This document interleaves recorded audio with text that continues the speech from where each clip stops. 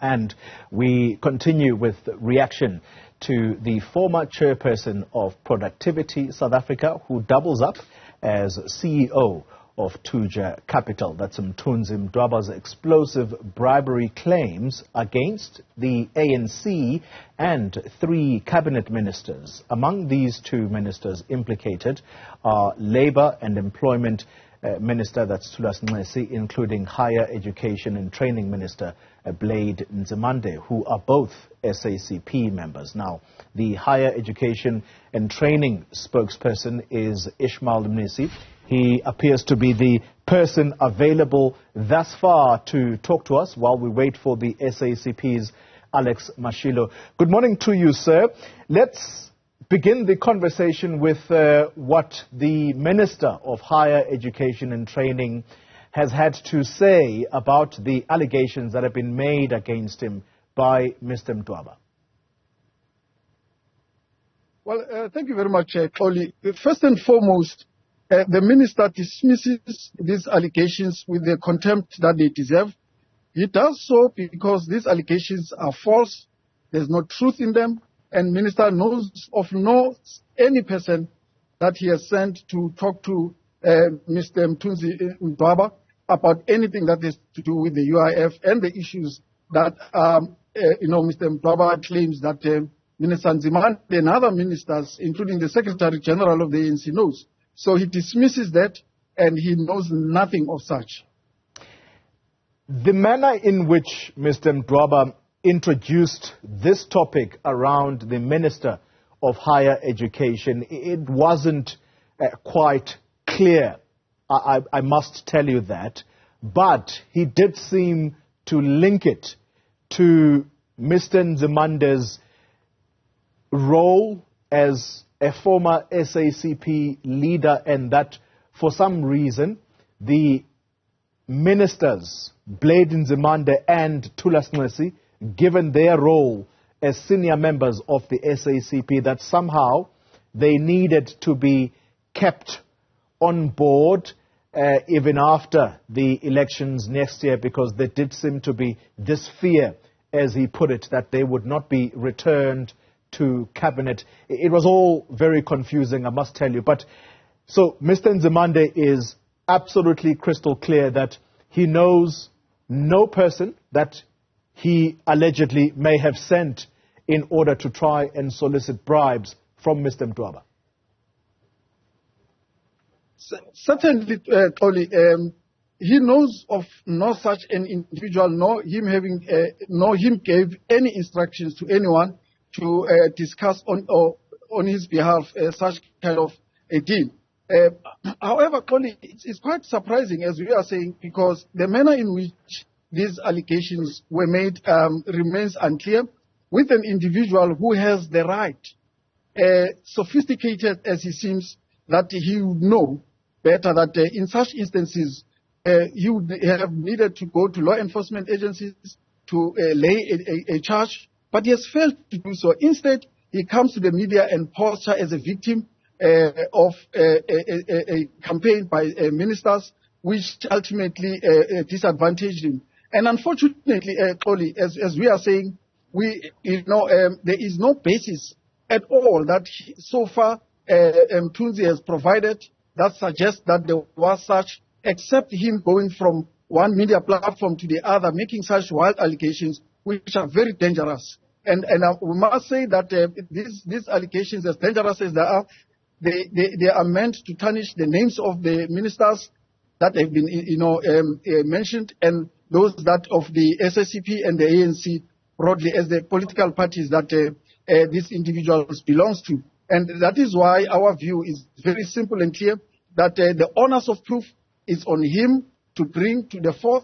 Failure to do so, he needs to withdraw whatever that he has said within the next 7 days. Minister Nzimande's view is that that must happen. If not, he will then pursue a legal case against him.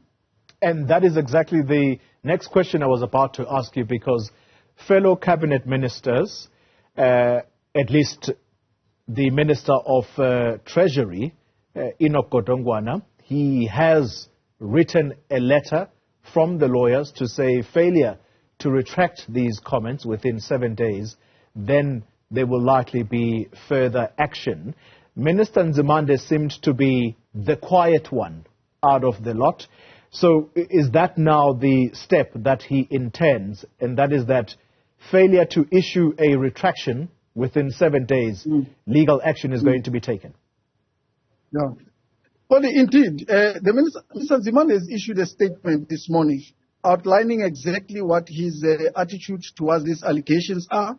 And part of them is that immediate withdrawal of these allegations. And secondly, that he must, as he withdraws, he must then issue a formal letter of apology to him. And thirdly, he must refrain from making any further allegations about these issues, unless, of course, if he's having the necessary evidence of whatever that he's talking about. Should he fail to do so, only as we are saying, the minister's rights are reserved, and he will take this matter to court. Final question to you, Ismael Mnisi. I don't know whether you are following the individual we are talking about here, Mr. Mthunzi Mdwaba. He does seem to have an active social media account, formerly Twitter, now the X platform.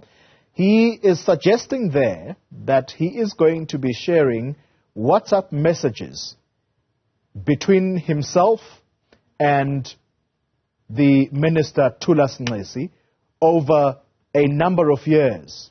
In fact, he is specific that this is between the two of them over the years. Now, I know that you speak for Minister Nzimande.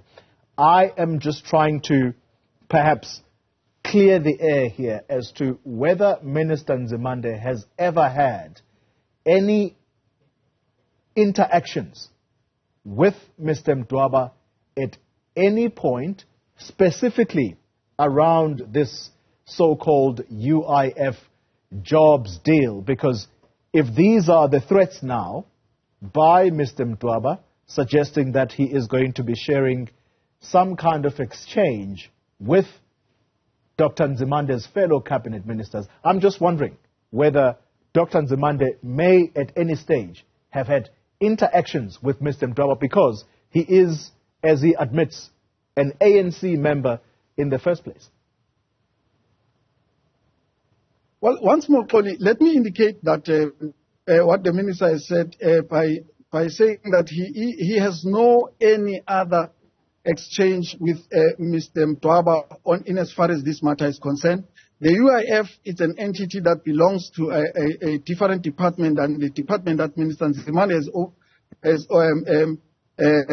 responsible for. So, you know, on its own, mentioning him in such a deal is unfounded and untrue. But secondly, Mr. Mdwaba says that there are people that were sent to him representing ministers. Now, the issue is, if he claims to be as sophisticated as he is and he knows the ministers personally, why couldn't he pick up a phone and check with the ministers if ever it is true that so-and-so has been sent for this particular reason? Now, that has not happened. All that we know is that he mentions the names of the ministers. He doesn't mention his sources, doesn't mention the people who came to him saying they are representing these ministers. Now, that on its own tells you that there is something fishy here that Mr. Mthunzi is busy dealing with now. We would, you know, at this point in time, wait for him to bring that evidence that he's talking about to the fore. But he knows he stays in South Africa. We're a democratic country. He knows that should you have such kind of allegations, you go to the nearest law enforcement agencies and then you open up a case so that these matters can be further be investigated. Now, he came to your show, Xoli, and said publicly that he does not have trust or faith in the law enforcement agencies. Now, who does he have trust on? On himself or on the media, for the media to do his own dirty work? We don't know. But the challenge that he has now is to bring that proof to the fore so that it can be interrogated, it can be engaged. Ismael Mnisi, let me thank you very much for your time. Unfortunately, the SACP spokesperson could not join us. But that's the end